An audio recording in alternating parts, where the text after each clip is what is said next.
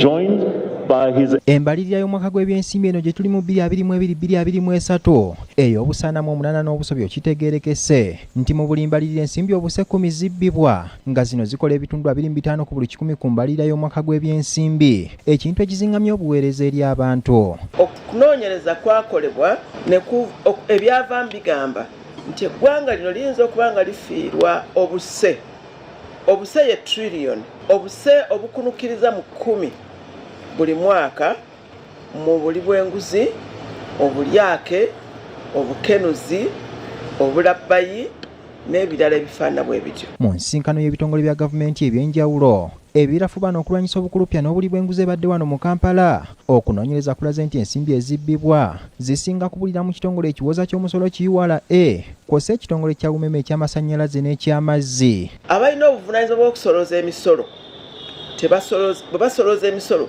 tebajjanjula mu bujjuvu mu ggwanika.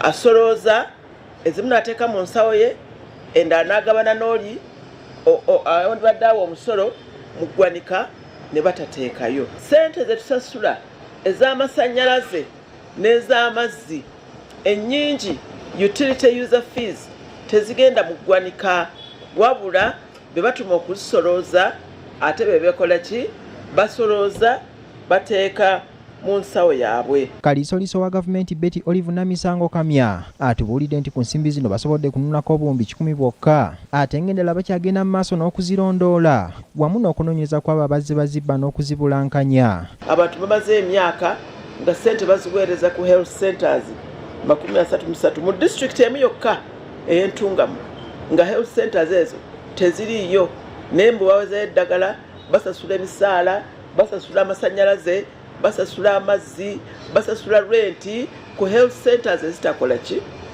ezitaliyo.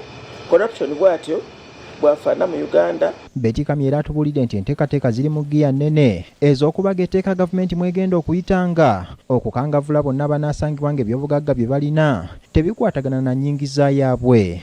So tulina okubaga etteeka mwe tusinziira okugamba nti nga nsinziira mu tteeka lino njagala okumanya ebyobugagga bino byonna bagamba byolina ku kyalo n'obulamu buno bonna obulungi bwe weeyagaliramu ng'ate tetulaba na bizinesi kyokola olina okujja okunnyonnyola. Tuli mu kuteekateeka mu kubaga etteeka erya lifestyle audit. Kaliisoliiso era yeekokkodde abakulu mu gavumenti abawandiisa abakozi ab'empewo ku mirimu kyokka gavumenti ne basasula omusaala era labudde abakola emirimu mu ngeri yagaddibengalye ne bakuba enjawulo ku mirimu egyo ng'enjogera y'ennaku zino bweri. Kumpi buli musaala lukalala lwonna luliko emizimu egy'abakozi n'abaweerezebwa. Kumpi buli ssomero kumpi buli ddwaliro kumpi buli kitongole kya gavumenti kiriko payroll ate nga kuliko n'emizimu egisasulibwa ssente. Wano abawomya omutwe mu kulwanyisa enguzi bwe basabidde bannansi obutazinga mikono wabula bayambeko gavumenti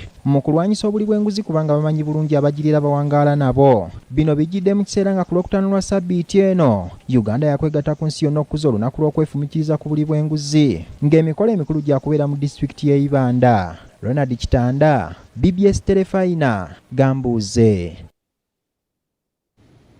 Kale ku buli bw'enguzi